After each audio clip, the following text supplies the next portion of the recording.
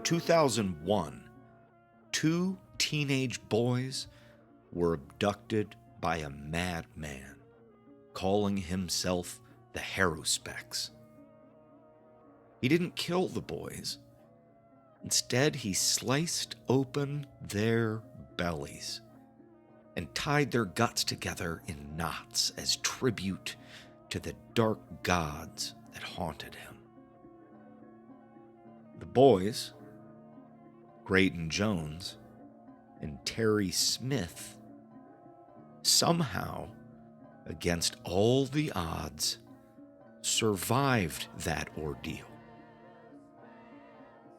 What happened to them next wasn't about guts. It was about blood.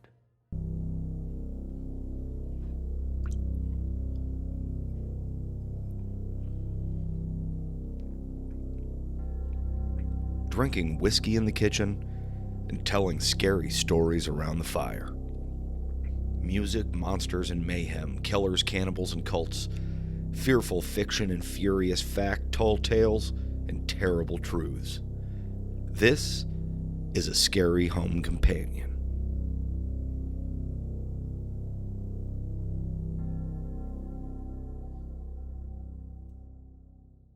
You are slowly waking, pulling yourself up out of this deep, dark, druggy haze. Narcotic gravity is pulling on your arms and your legs, on the edges of the fabric of your mind. It's wrong, though. It feels unnatural, so you pull against it and you push right through it to the other side, into consciousness. You're in a hospital room.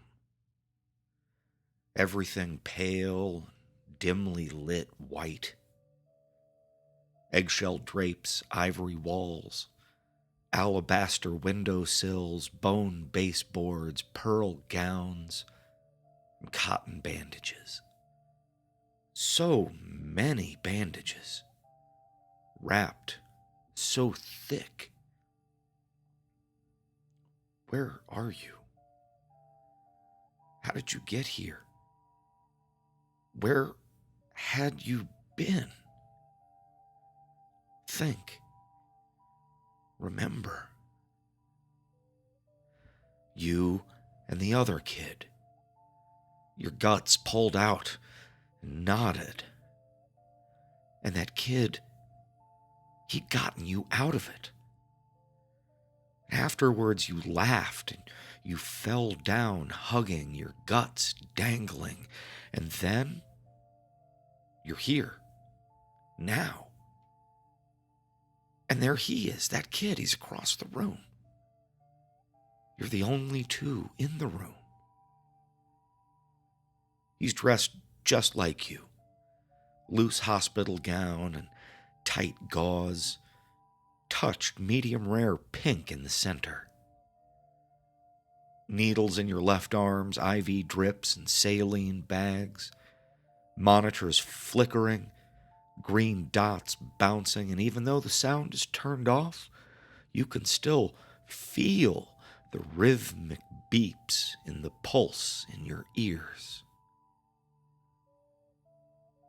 The only two beds in the room, and the both of you, holy shit, you're chained to the bed frames.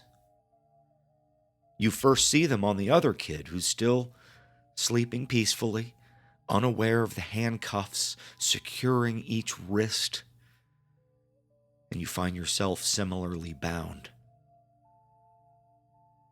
You look around the room. You see no clothes, no phones, no emergency call buttons. There is a door, a normal hospital room door like any other, with a large plexiglass window set in it. On the other side of that window, you can see the back of a cop's head. He's sitting on a stool just outside the door, and he's doing a crossword puzzle on a clipboard.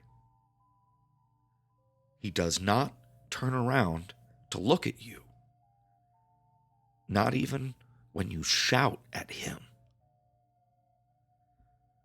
The drugs are still holding on to your fingers and toes, gently tugging you back down into the comforting gray empty.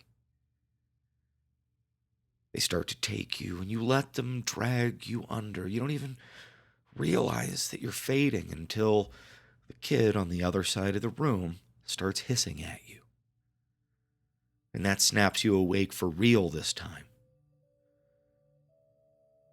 Time and space fade like the pulse that throbs so painfully in your belly.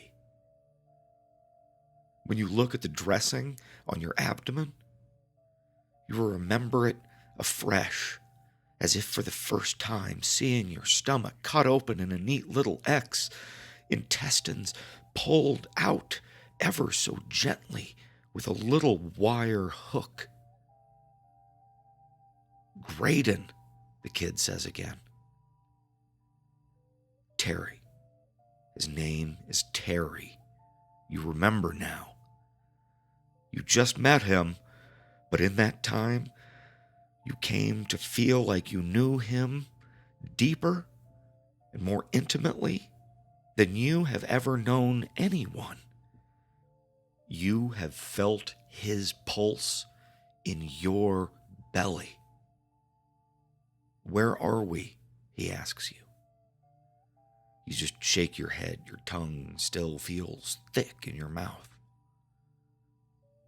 "How long have we been here? How did we get here?" You keep shaking your head. You know as little as he does. "Why are we here?" he says. And that one shakes you. That one seems like the only question worth consideration.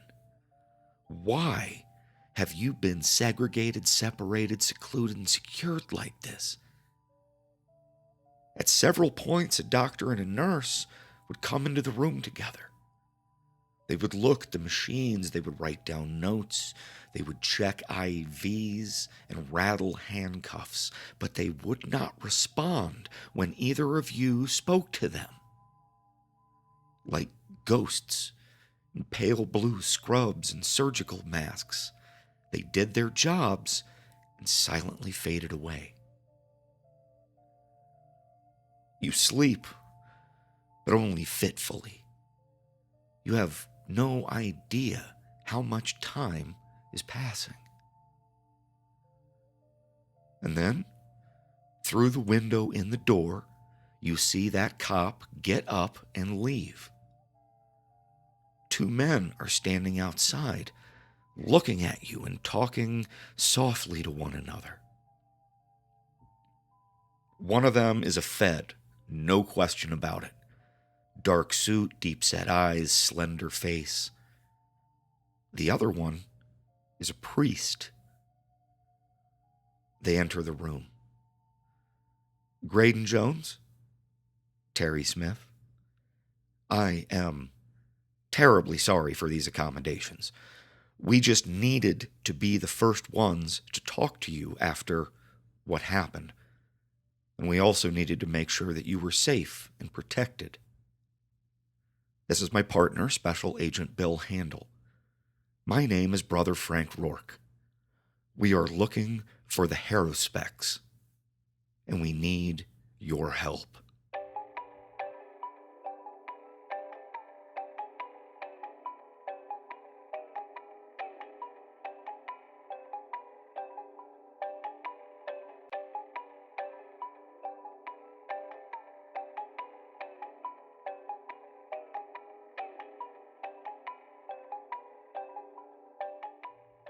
After a memorable 12-hour car ride, Rourke and Handel arrived at the Smith Cemetery in Abilene, Vermont, where they released their 2 charges.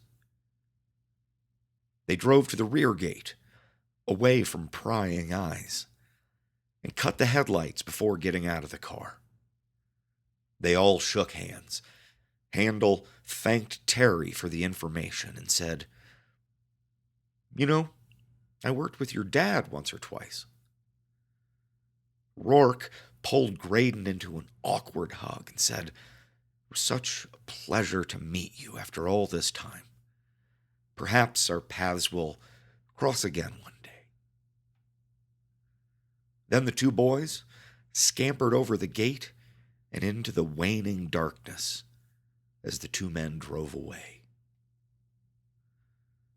An hour later, day broke as Terry and Graydon sat in lawn chairs on the roof of his family home, watching the sun rise over Abilene. "Come on," Terry said. "Let's go to sleep, man. We can't let anyone see us up here." Agent Handel had offered to go speak to the sheriff on their behalf to keep him away, but Graydon and Terry both decided that it would be better if no one at all knew they were here. All they wanted, all they needed, was seclusion and time to rest, to heal up, to decide what they should do next. Both of them had previously been on the run, each for a very good reason. That they had been in such close proximity to one another was coincidental. That the Harrowspecks had snatched them both up with sinister intent was something more than happenstance, and they both knew that, but they didn't know what it meant. They went inside the musty house, which had been sitting empty for some 2 years now. They drew the shades, they threw blankets over the drape runners, and they holed up for a while. There were pills to take. There were written directions for changing dressing. There were timetables and detailed explanations. But there were to be no follow-up visits with doctors. Although they were both on the run from something, neither of them would ask the other from what. They were brothers in secrecy, hiding in the shadows, afraid to say where they had come from or where they might go. They watched the 3 available channels on the old rabbit-eared black and white TV. They ate food out of cans, nothing but cans. They played cards. Sometimes they talked. Usually they didn't. Time dragged. They needed to rest for a few weeks, and they knew it, and neither of them were in any rush to make their next move anyway, so they tried to be content with just killing time. But that didn't last long. Graydon was curious by nature and an avid reader and writer even at age 15. This was, of course, the way of his family. They were historians, occult documentarians. So he was naturally drawn to the old books, files, and handwritten journals in the basement of the house. Terry had his pursuits as well, which seemed decidedly sketchier than reading, at least at first. You see, even at age 15, Terry Smith was a regular user of LSD. He preferred peyote, but that shit was hard to come by in Vermont, so usually it was acid. While Graydon was lost in the books in the dead of night, Terry would hobble out into the graveyard. He had little buried treasures all over the place because he knew the cemetery like the back of his hand, right? So burying valuables seemed to be the best way for him to keep things safe. He had left several caches of drugs all over the grounds and found the one that was nearest and most shallow. Several sheets of blotter acid, which had been kept at a relatively consistent temperature and humidity for 2 years inside a vacuum-sealed bag. It might have lost some of its bite, but there sure was a shitload of it. The next night, after a dinner of minestrone soup and tuna fish, they adjourned to the roof to watch the town sleep. Terry had brought up a couple of telescopes, but Graydon was not interested in peeping. He just liked looking down at the town. It was a place he was learning a lot about. Those books and journals went back to the founding of Abilene. One of those journals contained a name that was familiar to him: Graydon Jones. It was a story that he had actually heard as a young boy sitting on his mother's knee. The antebellum generation's Graydon Jones had led freedmen and women to a better life up north, to the sleepy town of Abilene. Graydon had yet to disclose any of this historical evidence to his new friend Terry. He still felt that he needed to know more. As they sat on the roof that night, each lost in their own thoughts, Terry ate half a sheet of acid. "You believe in ghosts, Graydon?" he asked. "I do." "Just like that?" "Yeah." "You've seen ghosts?" "Yeah." "Wow," Terry whistled. This conversation is not going at all like I pictured. So let me ask you this. Can you see ghosts right now? No, of course not. Have you seen them? Terry nodded. He rubbed his hands against his knees. Graydon asked, "Do you see them now?" Terry shook his head. "Not yet, man, but I will soon." It was the acid in his blood surging through his brain. It did something to his perception and allowed him to see what was all around him all the time. What's around all of us. The restless dead, spirits left behind or lost, souls not aware that they were dead or too afraid to move on. The first time he tripped, the first time he had seen ghosts, Terry had seen his parents. They didn't have the wounds from the murder-suicide. They looked nice, happy. They smiled at him and then walked away. And he never saw them again. Of course, he didn't need to. He realized that they had stayed behind just to say goodbye to him, and it gave him a real sense of peace to know that they had moved on. It also proved to him that maybe there was something worth moving on to. Since that night, the ghosts always gave him comfort and calmed his nerves. The moon traced its way across the sky. Terry sat quietly and watched the spectral shapes start to move through the endless dark of the graveyard. Finally, he felt like he was home.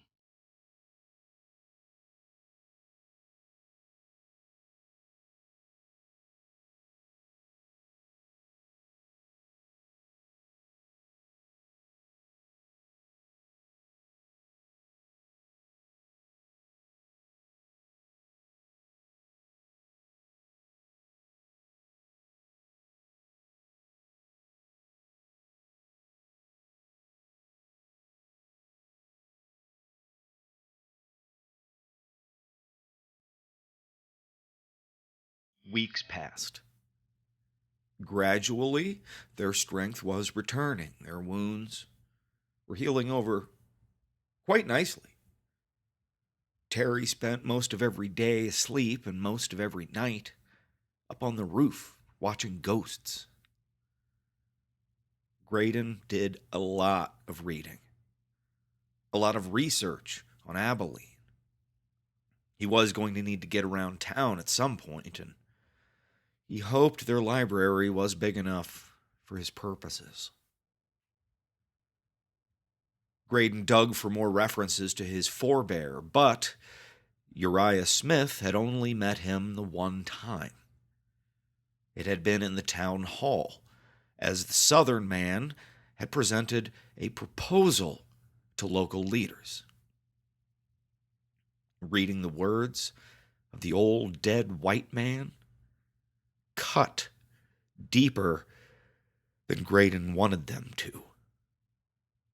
Although Uriah Smith's description of events was brief, it was dismissive and condescending and dripping with a venomous contempt. Uriah had apparently been against letting a black man into the town hall at all, other than possibly to clean it. That is the sort of man he was. Graydon read more. He dug deeper. But that Graydon Jones had never settled in Abilene. He never started a family. He only came through long enough to bring new residents to town. Still, it was fascinating reading. He wasn't learning a lot about his own family, but he was learning a ton about Terry's family. Like a lost little pocket of history. Now that he was a bit stronger, Terry was leaving the roof and spending all night walking through the cemetery grounds. He went pretty slowly, and he used a hand-carved walking stick that his dad used to carry. He leaned on it heavily as he toured the long rows of tombstones. He would go for hours on end, sometimes coming back just as the sun rose. He never spoke much about it unless Graydon asked, but Graydon found that he usually didn't like the answers. Terry was a good guy. He had proven himself in Graydon's eyes, that's for damn sure. But he was sullen, withdrawn, and sometimes Terry was just downright fucking creepy. One night, after a dinner of canned ravioli and green beans, over a game of rummy, Terry asked a question. "You been reading my old man's stuff?" "Yeah." "You find anything interesting?" Graydon said, Yeah, you could say that. I never met any family besides my folks. They were, good people. Decent, I heard people say. But then Dad did what he'd done. Have you read something that maybe explains why he done that? Because I'd like to know. Graydon shook his head. I haven't. Everything I found so far is just stuff from his dad and granddad, but I'm still reading.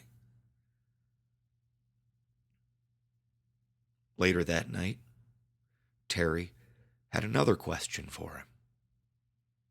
Gray, will you take a walk with me, please? I think I heard something out there. And I don't know if it's the acid or the ghosts, or if it's for real.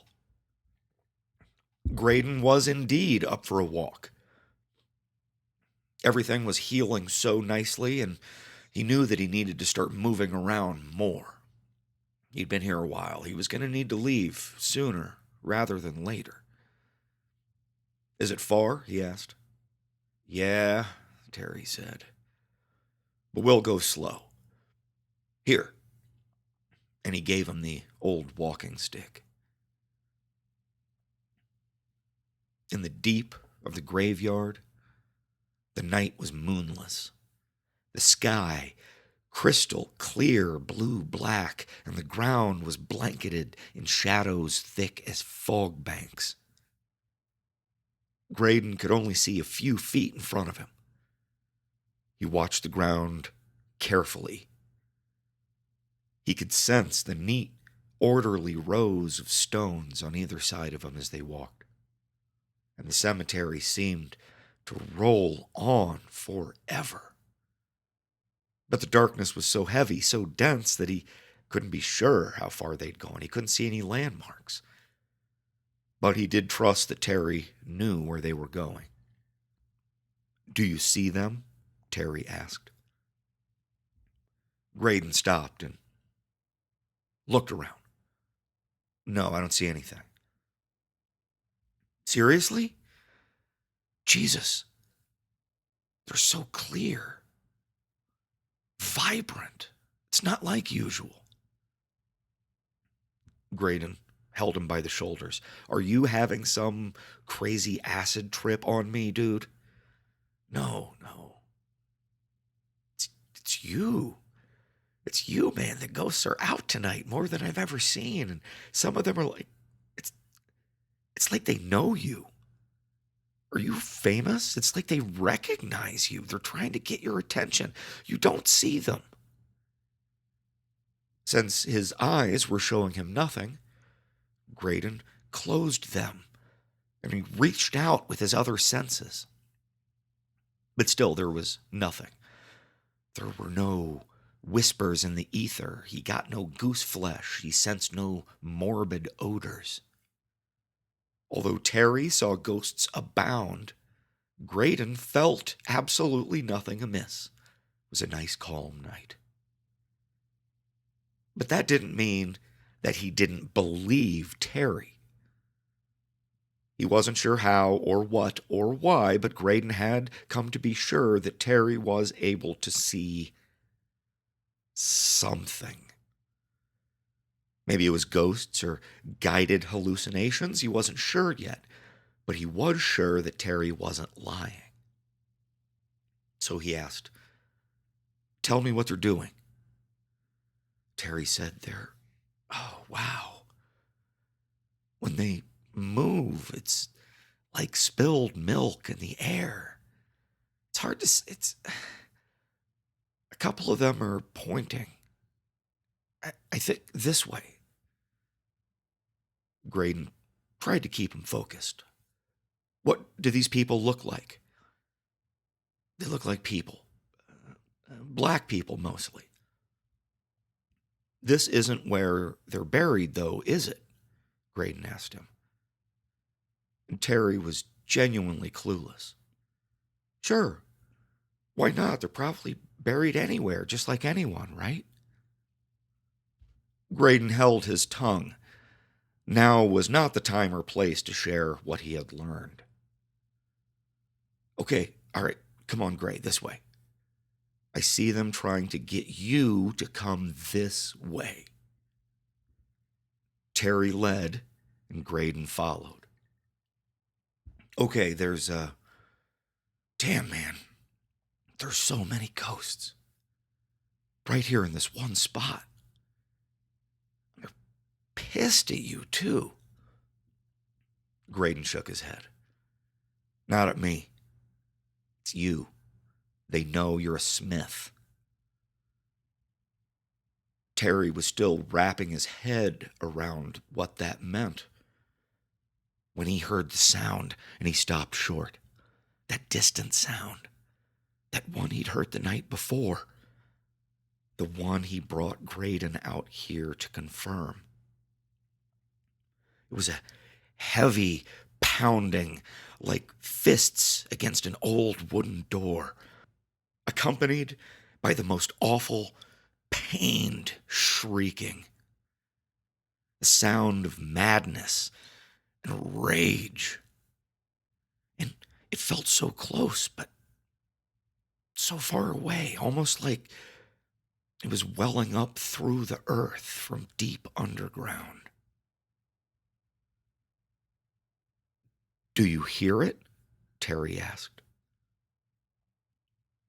Graydon might not have seen the ghosts, but he heard this screaming as clear as a bell, coming from right under their feet.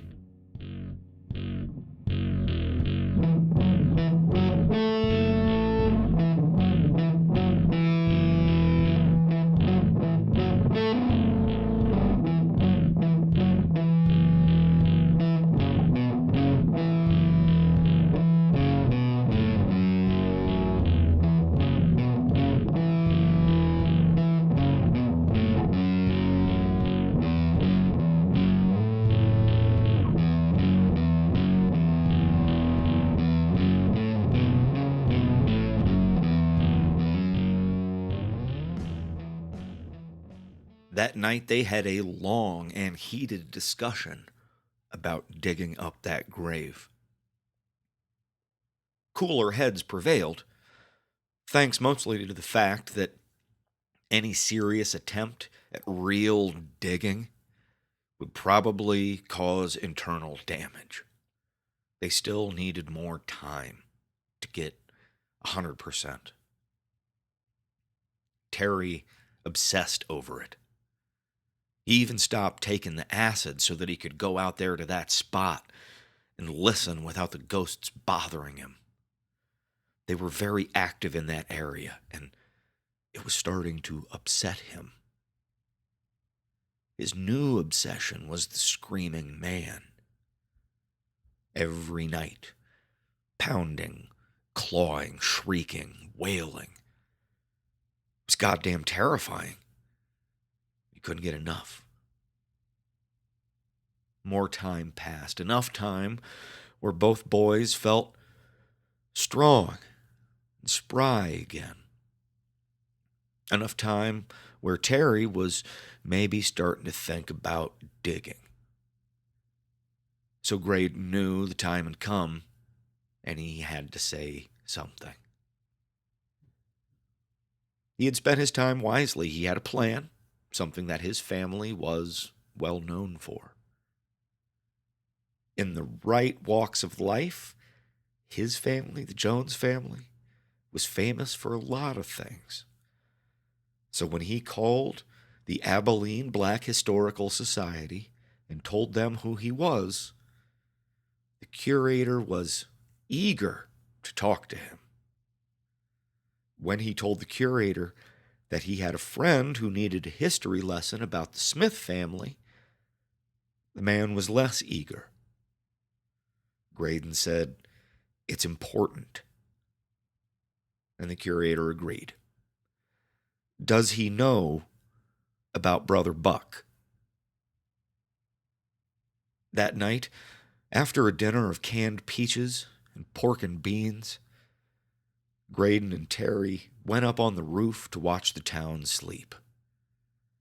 And there, Graydon told Terry the story of Buck Harp, scourge of the KKK, Southern spirit of vengeance who presided over a field of white hoods on stick crosses.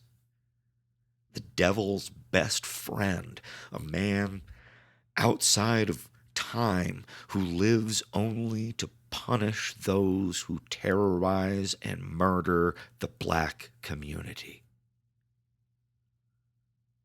Terry dug the story, but then he said, "Cool. What's that got to do with me?" "It has to do with the screaming man out there," Graydon told him.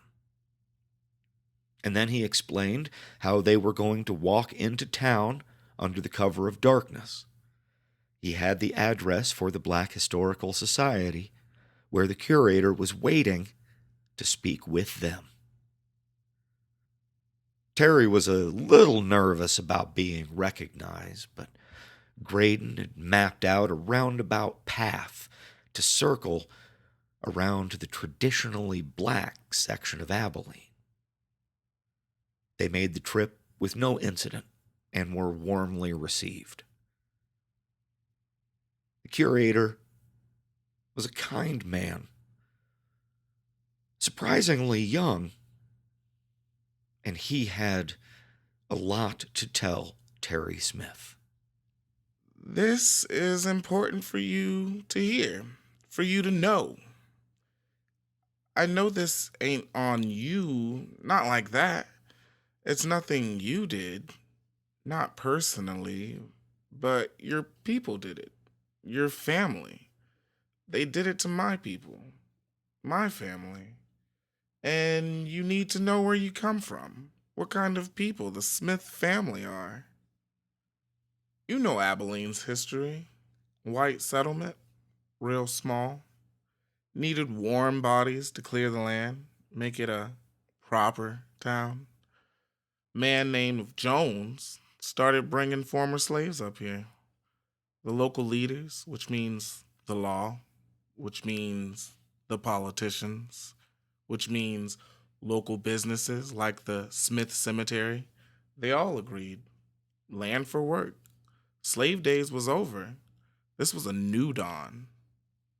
This wasn't the South, but that don't mean black people were welcomed with open arms. We got our land, but it was on one side of town. Just like today, we got white Abilene and black Abilene. Now, just like that. We had our own churches, even had a few businesses. We didn't have a place for the dead. Smith Cemetery had the high ground. You can bury folks up there on the account of the elevation. Down here, the water table is too high. So you bury someone, they might pop back up one day. Old Mr. Smith, he didn't want to bury us blacks alongside the white folks. More than that, he didn't want black faces on his land at all. Some said Mr. Smith was Klan, but I can't speak to that. Hood or no hood, he was Klan in spirit. Most of them was. On the other hand, you can't just have black bodies piling up, can you? So the law, the politicians, and old Mr. Smith said they'd give us colored people a little plot of land in the far back corner of the cemetery. Of course, he was lying. He took the bodies, then tossed them into one big hole. No markers, no coffin, no Christian burial, no respect. Like garbage. Community didn't let that go. Got angry enough to march up on the cemetery gates. Smith knew they was coming. He had the law waiting with him. Take one guess how that played out. 3 dead that day. Righteous, angry black folks shot down in the name of crowd control. Took Abilene a lot of years to recover from it. Not sure it ever has. Not sure it ever will, if I'm being honest with you. This whole town probably would have been burned down by now, weren't for old Buck Hart paying a visit. They say he rode his wagon through our side of town and right up onto the cemetery gates. No one saw him come back out. No one saw old Mr. Smith again. Not ever. Stories that Buck did what Buck does. And he buried Mr. Smith alive in the middle of his own cemetery. And he's still up there to this very day, screaming and trying to get out of that coffin. Same blood runs through your vein, youngin'. Blood don't make you who you are, but it damn sure sets you down a path. So learn your path and watch your step. The silence was heavy as they walked back to the cemetery. There was a lot to take in. The mass grave, the killings, the ghost story. the implications that it held. The curator was a man of history and a man of science. He didn't actually believe the legend of Buck Harp. It was just the kind of local lore that disguised a deeper meaning. But Graydon and Terry both knew better. They knew that ghosts were real, which meant that the screaming man was Uriah Smith. The angry ghosts who haunted his grave knew who Terry was. They knew what was in his blood. Terry grabbed a shovel and a flashlight from the house and stomped out into the endless dark of the graveyard. Graydon followed him. Graydon stayed with his friend. Terry, think about this. Terry said, "It's my family. I mean, he's buried alive. That's not right. I know he was a piece of shit and everything, but he's been buried alive for 100 years. You have to admit, that is fucked." They were now standing on the screaming man's grave. They could both feel the vibrations of his anger through the dirt. Listen to that, Gray. I can't just walk away. This is my home, my land. I will be here one day. How could I live with this? Graydon said, "You can. That man down there, that ain't you. You didn't do those things. But those things happen. Your family made them happen. And I'm not making the judgment about right or wrong here. I'm not. I'm really not. But Buck Harp surely does judge. And if you dig up this old man, and Terry, think about it. He's been underground for 100 years. There's no way he has any kind of a human mind left at all. Think about it. But if you dig him up, Buck Harp will know. And he will come to set things back the way he wants them." Terry plunged his shovel into the soft earth. It parted for him, as if eager to be dug. "Are you going to stop me?" Terry asked.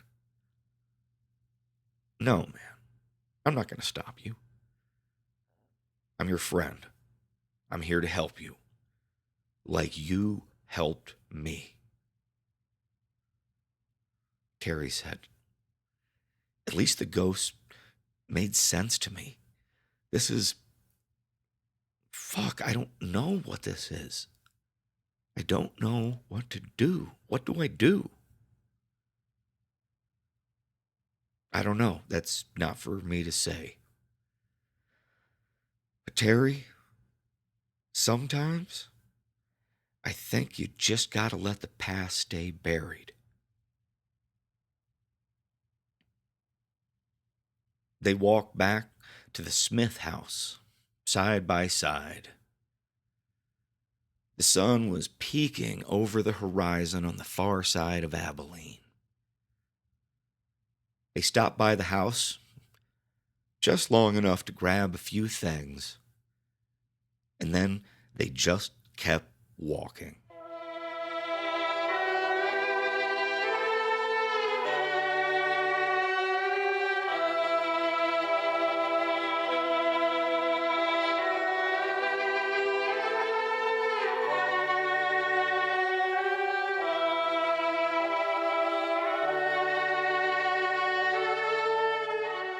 Thank you for listening to another episode of A Scary Home Companion.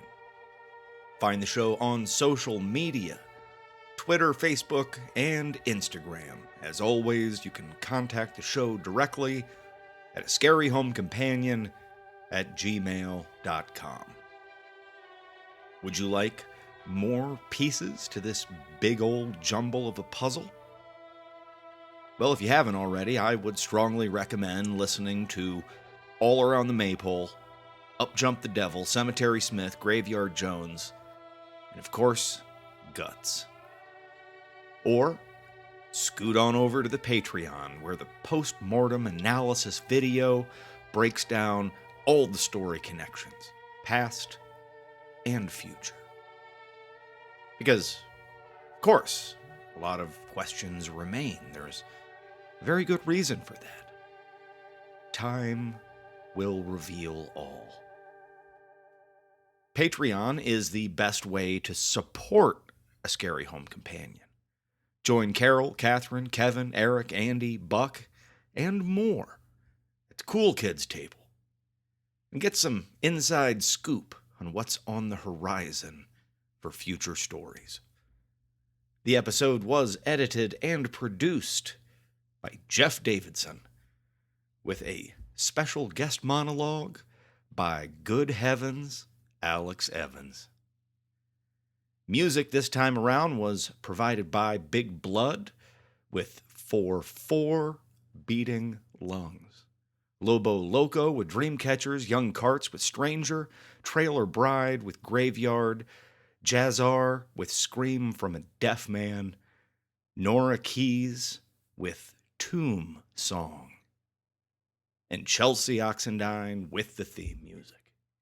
Scary Home Companion is a proud member of the Imagineville, Gainesville Podcast Network.